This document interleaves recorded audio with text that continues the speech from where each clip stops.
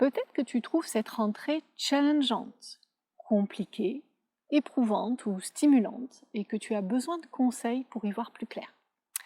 Peut-être aussi tout simplement que tu es curieuse de savoir ce que les énergies te réservent. Allez, je t'ai fait un tirage pour éclairer tout ça. Reste bien jusqu'au bout, tu verras. C'est un très beau message. C'est parti!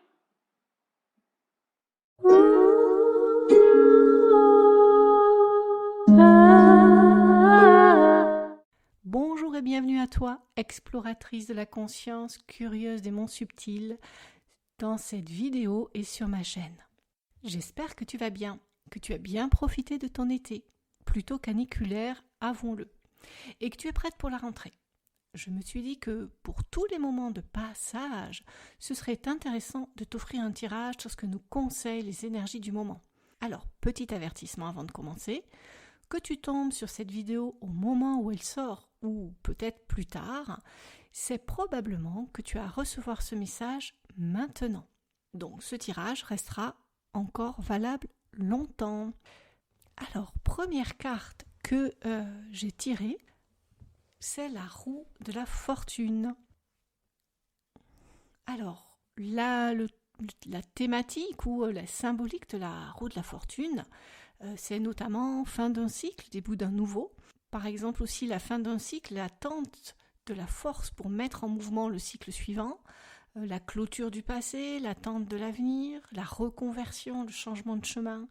Ça symbolise aussi tout ce qui est en perpétuel changement et ça nous délivre déjà le message que toute stabilité est illusoire. Il n'y a que comme disent les Chinois, la philosophie chinoise ou en tout cas extrême orientale, c'est que la seule chose qui ne change pas, c'est le changement. Autre symbolique, c'est que le changement, quand on observe cette carte, il ne peut s'opérer qu'à partir de l'axe, c'est-à-dire du point central. Ça, c'est aussi quelque chose d'important. On voit des animaux sur cette carte et du coup c'est aussi la part animale versus la part spirituelle de l'homme qui est mise en avant ici. Il y a aussi le concept d'arriver à l'unité à travers la dualité. Ça c'est pour des messages encore plus spirituels. On a sur la carte un animal qui monte, qui représente l'esprit, et un qui descend, qui représente le corps, qui représente l'incarnation. En haut, un autre animal avec une épée, qui représente les émotions, une voie vers la sagesse. Et ce que ça symbolise, c'est que le cœur est ce qui met en mouvement, ou au contraire peut immobiliser, c'est-à-dire la guérison des émotions qui est à rechercher. Autre aspect symbolique, donc les émotions vont aussi amener à la clairvoyance. Donc elles ne sont pas vues de manière négative ici, comme on peut le faire parfois dans notre société, où on aime bien ne pas faire de vagues, je dirais. Donc les vagues émotionnelles ne sont pas toujours bien perçues. Là, ce n'est pas du tout le cas avec cette carte. Donc, je viens de vous donner la symbolique et maintenant, voyons un petit peu qu'est-ce que cette carte nous conseille. Vous allez voir, c'est super intéressant. Donc cette carte, elle conseille pour cette rentrée d'accepter le changement, car il est inévitable. Et on perçoit tous que y a des choses qui sont en train de se mettre en place et on n'a pas forcément la main dessus, ça peut angoisser, etc. Mais en tout cas, elle nous conseille d'accepter, d'être dans l'acceptation de ça, d'une certaine façon. Pour certains d'entre vous, cela peut signifier clôturer un cycle, mettre fin à quelque chose et tourner la page. Donc vous allez prendre les messages qui vous parlent là-dedans. Je vais m'adresser à certaines personnes et à d'autres moments à d'autres. Et chacun prendra ce qui résonne avec sa situation au moment où il écoute cette vidéo.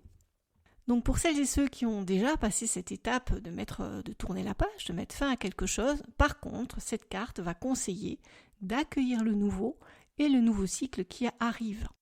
Cela peut être une reconversion professionnelle, un nouvel amour, une nouvelle façon de voir les choses aussi, un changement de paradigme, etc. Ça peut concerner vraiment n'importe quel secteur de votre vie. Pour celles et ceux d'entre vous qui sont à l'arrêt et qui sont dans une situation bloquée, elle conseille un travail intérieur parce que, sans ça, il y a peu de chances que la situation se débloque. Il y a besoin d'un coup de pouce, peut-être de l'extérieur. Alors ça peut être un coup de chance, mais aussi dû à un blocage émotionnel, en tout cas un travail intérieur qui est conseillé vivement pour débloquer la situation. Donc ce conseil et ce travail intérieur portent sur 2 aspects. D'abord, vous ne pourrez avancer à nouveau que si vous résolvez vos conflits intérieurs.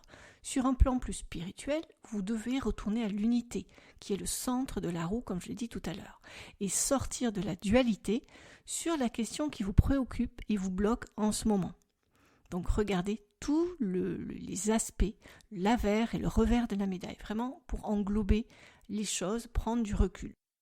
Tout n'est pas blanc ou noir. Retrouver le sens de la nuance et une 3e voie devrait vous ouvrir de nouvelles perspectives pour avancer et faire la paix par rapport à cette situation.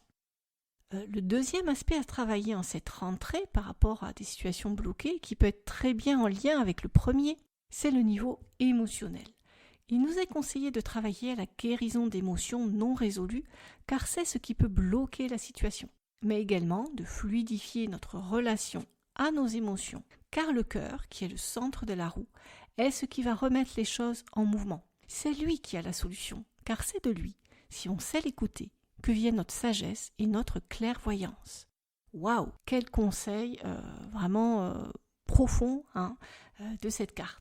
Donc la conclusion sur le conseil donné par cette carte, sur ce qu'il convient de faire, ce qui est proposé, conseillé de faire en cette rentrée, un mois et demi, je pense, sur les énergies qui sont là, parce que c'est quand même une carte à effet normalement rapide. Cette rentrée donc est sous le signe du changement. Et selon où on se trouve sur le chemin, c'est soit un cycle qui s'achève pour certains, ou un nouveau qui commence pour d'autres. Il nous est conseillé de revenir au centre, dans le cœur, pour revenir à l'unité et pouvoir nous orienter avec discernement dans cette période de changement grâce à lui. Toute situation de blocage pourrait être résolue en travaillant sur nos conflits intérieurs et sur nos émotions enquistées. C'est en tout cas ce qui nous était conseillé par cette carte, avec une grande sagesse je trouve. Voilà pour la première partie de ce tirage. Donc si le contenu que tu vois actuellement te plaît, n'hésite pas à liker la vidéo, c'est ce qui m'aide à la propager et va pouvoir aider de plus en plus de personnes, ne serait-ce que par le contenu du tirage en lui-même. Donc je te remercie par avance de m'y aider. Je voudrais aussi te dire que je suis artiste vibratoire et thérapeute de l'âme, une sorte de chaman moderne. Si tu souhaites un tirage de cartes, toi aussi, personnalisé, ou être accompagné pour ce travail émotionnel qui t'est proposé par les énergies, ou découvrir mes autres propositions, je t'invite à aller voir les liens sous la vidéo dans la description. Tu pourras aussi t'inscrire et recevoir une méditation avec ma méthode en cadeau et t'inscrire par la même occasion à la newsletter. Voilà. Alors, on va continuer maintenant avec la 2e carte et je t'ai réservé des surprises pour la suite de ce tirage que tu vas voir, qui j'espère vont te plaire, en tout cas que j'ai trouvé assez intéressante. Donc la suite de ce tirage qui correspond en fait à ce qui nous est déconseillé durant cette période, ce mois et demi qui suit la rentrée là, eh bien on a la carte du diable. Ce tirage est vraiment intéressant. Parce que la carte du diable, si je reprends un petit peu la symbolique, ce sont les émotions. On est encore là sur les émotions, mais sur leur versant négatif.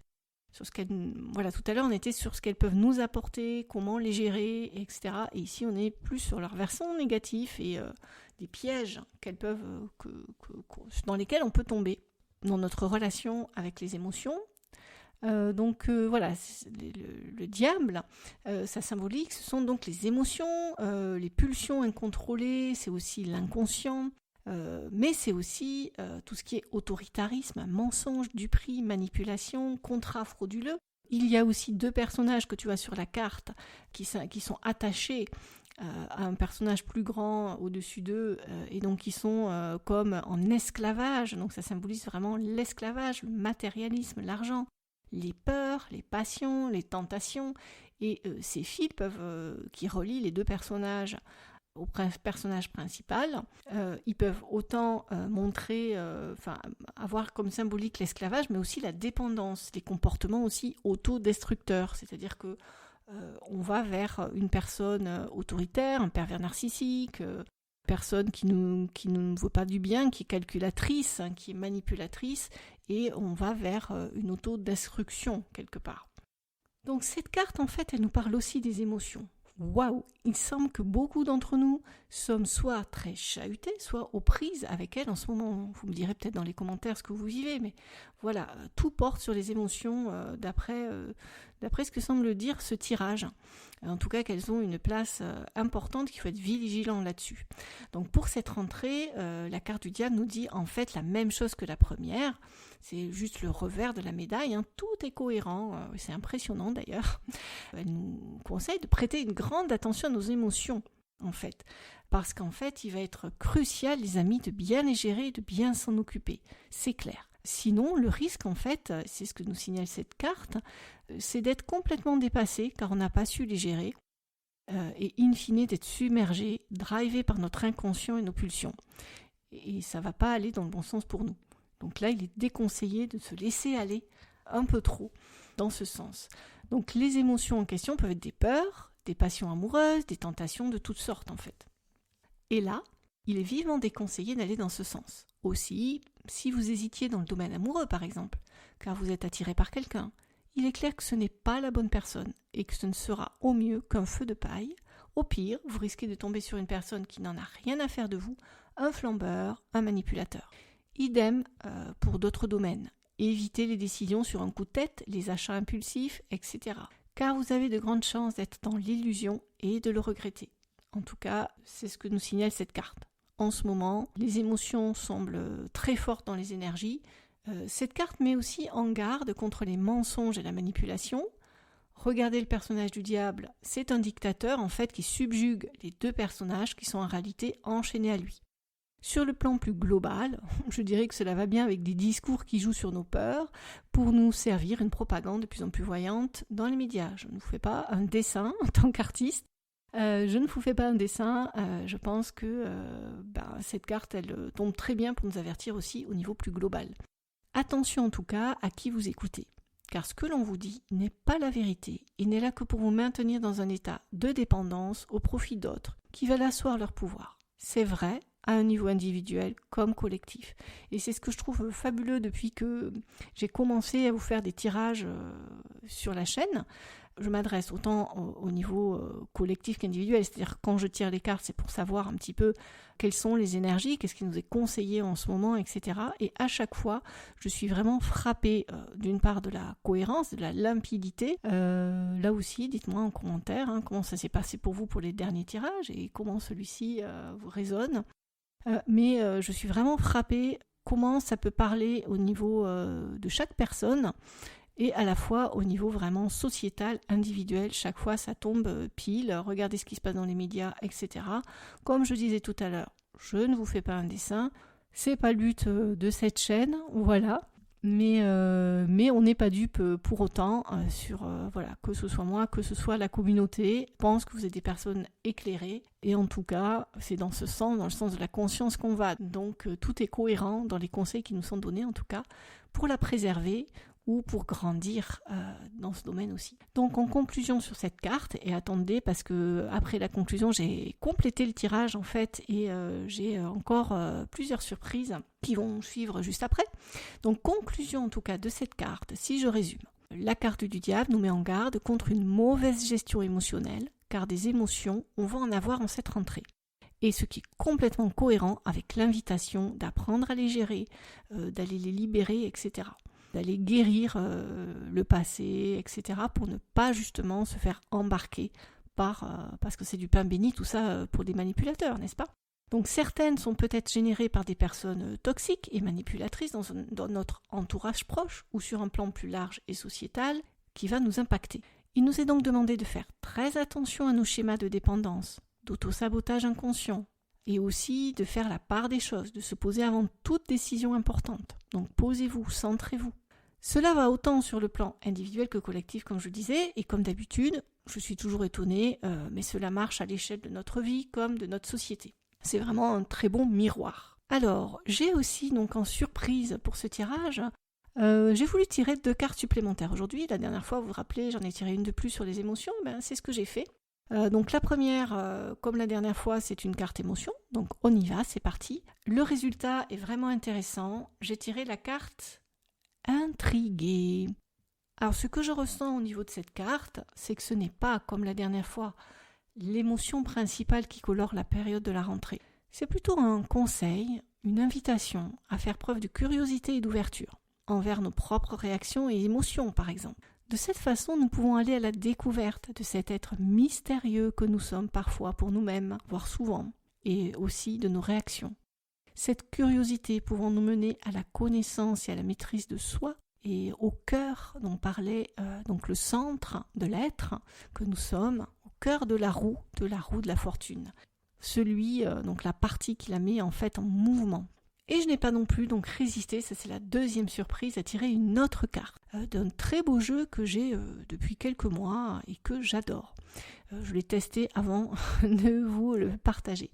Il est vraiment très beau et je suis ravie de mettre mon grain de chamanisme en plus dans tout ça, puisque je suis vraiment appelée à aller aussi dans ce sens par ces énergies-là. Mais voilà donc du coup, pour vous dire que je vous ai tiré une carte supplémentaire.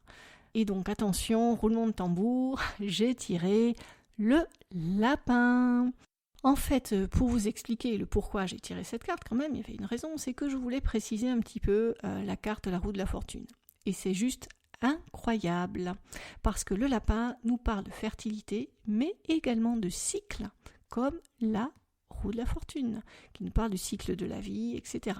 Donc tout comme la roue de la fortune, il est vraiment au diapason, ça c'est ma part musicienne qui vous parle, il est vraiment au diapason avec la roue de la fortune. Le conseil supplémentaire et chamanique du lapin pour nous, c'est de se relier au cycle des saisons pour un meilleur équilibre, et notamment un meilleur équilibre émotionnel. En tous les cas, si cela te parle, c'est le moment, en cette rentrée, d'accueillir le changement de saison, de se préparer à l'automne qui arrive pour l'accueillir. Mais le lapin a un autre conseil pour nous. Écouter son corps. Cela peut être se relier au changement de saison à travers les réactions de notre propre corps. Le lapin peut inviter également à se relier au cycle féminin, à celui de la lune, à notre féminin sacré. Cet animal de pouvoir invite aussi certaines d'entre vous à aller plus loin encore dans l'écoute de nos sensations. Et là, je dis certaines, mais s'il y a des hommes qui m'écoutent, tout cela est aussi valable pour vous, messieurs. Car nos émotions, c'est avant tout dans notre corps qu'elles prennent place et qu'elles se manifestent. C'est grâce à lui et à nos sensations que l'on peut entrer en contact avec elles en profondeur. Nos sensations sont le moyen de communication que notre être profond et notre inconscient peuvent utiliser pour communiquer. Bref, le lapin vient compléter à merveille la carte de la roue de la fortune et vous conseille d'être plus attentive en cette rentrée aux manifestations physiques de vos émotions. Selon les cartes, donc, c'est très clair, c'est le moyen à la fois de rester centré, de guérir ce qui n'a pas encore pu l'être et d'obtenir ainsi le discernement, voire la clairvoyance et la sagesse dans nos actions. Ainsi alignés, les pièges qui nous sont tendus par le diable et ses avertissements seront évités et c'est même une certaine fertilité qui sera au rendez-vous. Conclusion de ce très beau tirage, enfin en tout cas je trouve que c'est vraiment un très beau tirage, il n'y a pas de domaine spécifique, en tout cas cela peut résonner comme je l'ai dit tout à l'heure pour vous dans le domaine de la santé, amoureux, du travail, familial, etc. Et je trouve très éclairant aussi au niveau plus large sur le travail que nous avons à faire en termes collectifs et sociétal. On s'éloigne ou on se laisse éloigner de plus en plus de qui nous sommes, des cycles naturels. Il y a aussi une mise en garde. Sans cette écoute et interaction respectueuse avec le vivant en nous et autour de nous, pas de fertilité. Il est encore temps pour chacun et chacune de rétablir cet équilibre, d'y apporter sa pierre. C'est le bon moment. Alors, j'ai envie de dire, même si le cycle des saisons, on le sent bien là, est très perturbé, eh bien, raison de plus d'écouter ce que ça nous fait et de prendre chacun son petit pouvoir personnel en main pour apporter sa pierre à son niveau. Voilà, en tout cas, j'espère que ce tirage t'a plu et t'a parlé. Si oui, n'hésite pas à me le partager en commentaire. Avant de partir, je te mets le lien vers une vidéo où j'ai canalisé un très beau message d'un elfe qui va aussi dans ce sens. J'y parle aussi d'un autre sujet, mais tu peux utiliser le chapitrage si tu veux aller directement écouter le message Voilà, parce que ce message, je pense qu'il mérite vraiment davantage d'être entendu. Et je te dis à bientôt pour de nouvelles vidéos. Prends soin de toi et n'oublie pas de saupoudrer un peu d'art, de beauté et de magie dans ta vie. Ciao ciao!